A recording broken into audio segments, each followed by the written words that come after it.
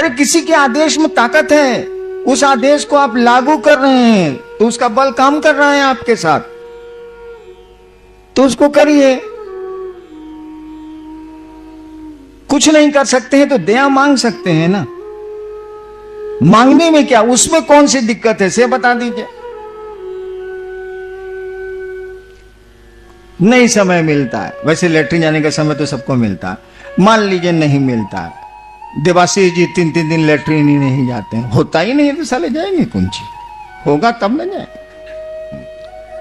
मान लीजिए अब इन 3 दिन नहीं जाते हैं तो समय नहीं मिलता है, भाई सोने के पहले तो आप उस शिव को स्मरण करके, शिव का स्मरण करके ये तो कह सकते हैं ना, मन ही मन, बोलने की जरूरत है नहीं, हे महादेव आप मेरे गुरु हैं, इसमें शर्म की तो कोई बात नहीं, उससे बड़ा गुरु हो नहीं सकता, ईश्वर है वो, गॉड इज गुरु, उससे बड़ा गुरु हो ही नहीं सकता है। जो आपका सृष्टि करता है वही सबसे बढ़िया गुरु है, ये तो सामान्य बुद्धि से भी जाना जा सकता।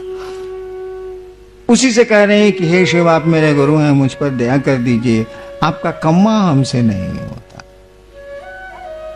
धीरे धीरे धीरे धीरे होता क्या है ना कि आप कुछ भी करिए, आप मोक्ष को क्यों नहीं पाने की स्थिति में हो, आप बहुत बड़े पीर पैगंबर हो जाइए, कोई दिक्कत नहीं है, लेकिन आपके जो प्रारब्ध कर्म है, जो आपके पूर्व के कर्म है, जो आपके भोग में आ रहे हैं और समय आपका पीछा नहीं छोड़ता, तो आपको पकड़ लेगा और आपके लिए बाधा पैदा करेगा वो कर्म फल, उस शिव की ओर जाने में, उस परमात्मा की ओर जाने, उस गुरु की ओर जाने में वही बाधा पैदा करते हैं आपके कर्म फल।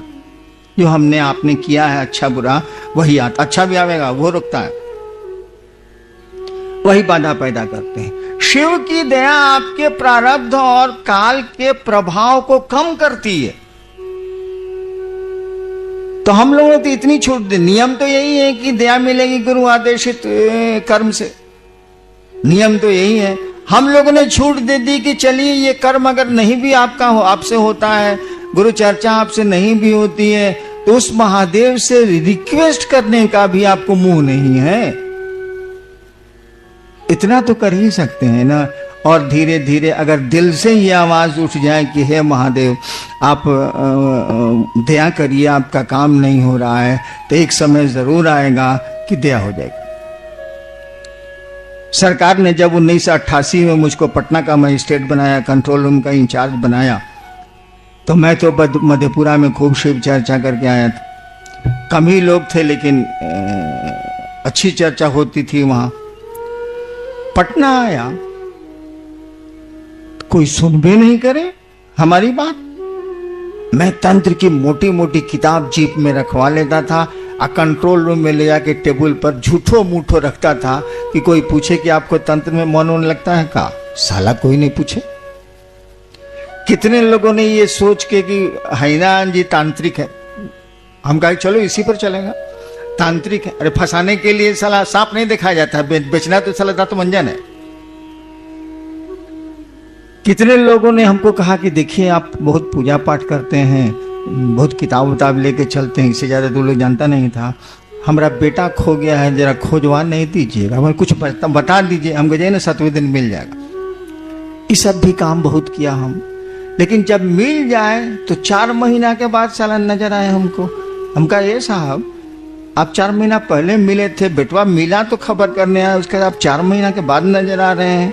कहा क्या करें सर, बगल वाला हमारी बीवी को बड़ी गाली देता है, सोचा कि आपसे थाना में फोन करा देते हैं। हमको उठ यहाँ से साला, तुम कंट्रोल में हिम्मत कैसे किया आने का, निकल यहाँ से साले पुलिस ऑफिसर निकल।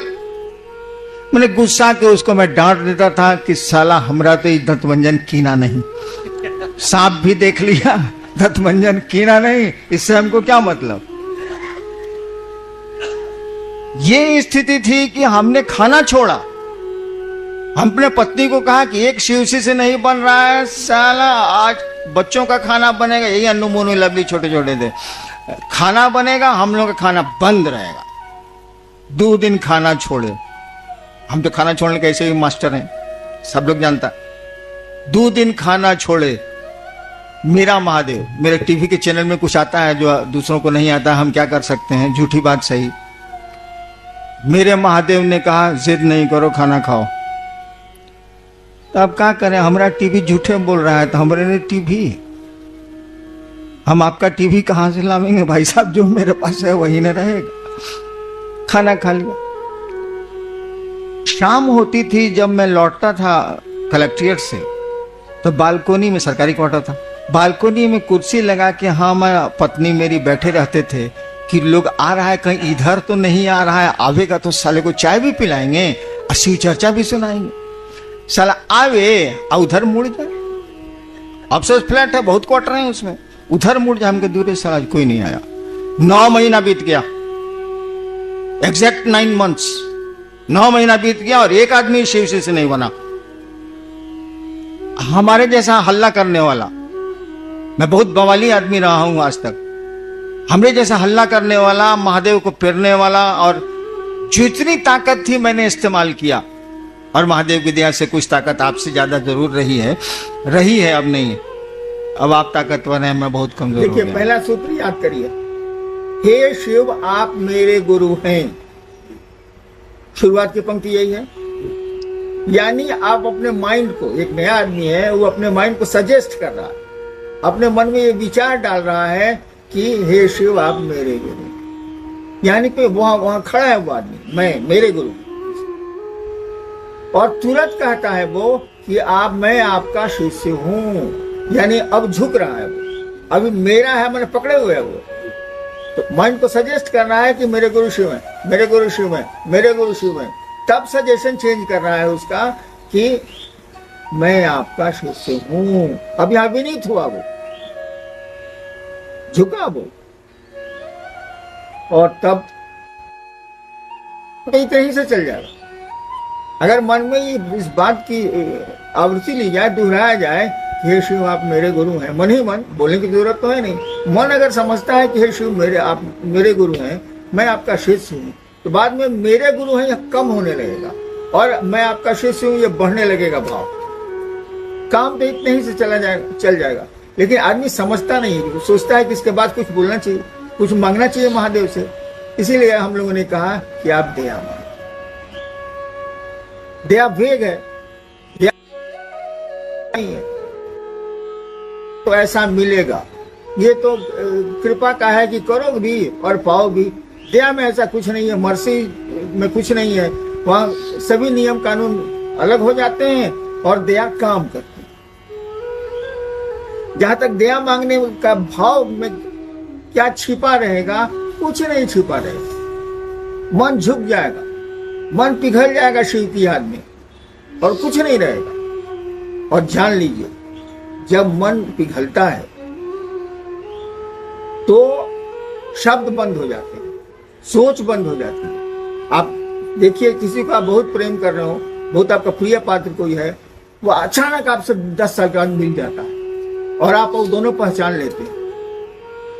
अकबका जाइएगा, कुछ बोल ही नहीं पाइएगा। कुछ देर के बाद तब फिर आपके विचार और आपके शब्द लौटेंगे, पूछेगा भैया तुम इतना दिन से कहाँ थे।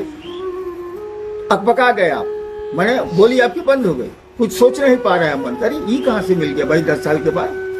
तो शिव से दया मांगने की स्थिति में यही होगा, कोई विचार नहीं होगा, आवाज बंद हो जाएगी, आप विनीत हो जाएंगे, आप झुक जाएंगे, मन आपका पिघलेगा, यानी कड़ा नहीं रहेगा, अकड़ नहीं रहेगी।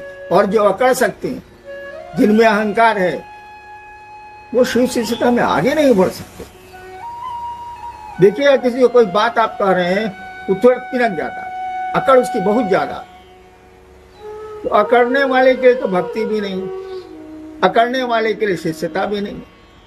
हाँ, इसको खत्म है, जीव भाव में है अकड़, तो इसको धीरे धीरे खत्म करिए, इसको धीरे धीरे महादेव के चरणों में समर्पित करिए। ये दोष है, वहां तो पिघलना जैसा कुछ है, जैसे बर्फ गलती है वैसे गलना जैसा कुछ है।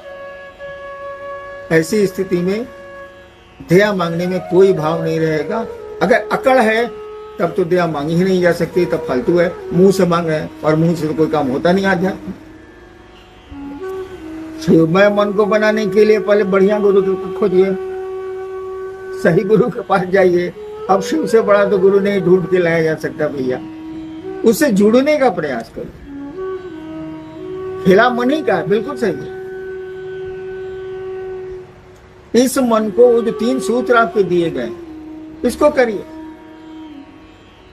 दया की याचना करिए, उनको प्रणाम करने की कोशिश करिए। हमने कहा कि थोड़ा नमः शिवाय करिए, इन चीजों को करिए और जुड़ेगा तो मन। वैसे मन से शिव को नहीं जाना जा सकता है, लेकिन मन एक दिन जुड़ते जुड़ते बेमन हो जाएगा, माइंडलेसनेस में चला जाएगा, तब शिव का आभास हो सकता है। तो दुष्कर है, थोड़ा कठिन है, तब भी मन शिव जैसा तो हो जाएगा। इसलिए जो भी दिक्कतें आपको होती हैं शिव को अर्पित कीजिए, कोशिश करिए कि वो दिक्कतें आपको आपके मन में नहीं पैदा हो, और आगे बढ़िए, अपना भी काम करिए और शिव की ओर बढ़िए भी। दोनों काम साथ चलने चाहिए, सामाजिक व्यवस्था और आध्यात्म दोनों का सामंजस्य रखिए और बढ़िए। देखिए, हमने 80 के दशक से शुरू किया था और 90 के बाद तो कमरे से बाहर ये बात चली आई। जब मैं पटने में था, मेरी कोशिश रही है कि लोगों को शिव से जोड़ूं ताकि उनका मन विशाल बने, बड़ा बने, संकीर्णताओं से दूर हो। बहुत कुछ हुआ भी। शिव शिष्यता में संकीर्णताएं बहुत कम नजर आती हैं, नहीं के बराबर नजर आती हैं। कुछ लोगों में है कि हम इस जिला के रहने वाले हैं, इस जिला में दूसरा कोई नहीं आएगा। बहुत कम लोगों में है, ये बहुत छोटे लोग हैं, क्षुद्र विचार के लोग। लेकिन बहुत हद तक ये बात हटी है, दूर हो गई। जहां तक शिव शिष्यता का सवाल है और अपने दोषों का सवाल, अपने भीतर जो अवरोध हैं, रुकावटें हैं, उनका सवाल है, इसका एक ही उपाय मुझको लगता है कि आप अपने गुरु शिव के चरणों में इन दोषों को, इन सुविधाओं को, सबको समर्पित करते रहिए, उनको वापस करते रहिए, देते रहिए। आदमी है तो कोई दोष तो रहेगा ही, जीव भाव तो रहेगा ही नहीं। जीव भाव दोष तो है नहीं। शिव भाव में चलने में थोड़ा दोष रोकता है, लेकिन अगर शिव को अर्पण कर दिया जाए, शिव को दे दी जाए ये चीजें, तो फिर धीरे धीरे समाप्त हो जाए।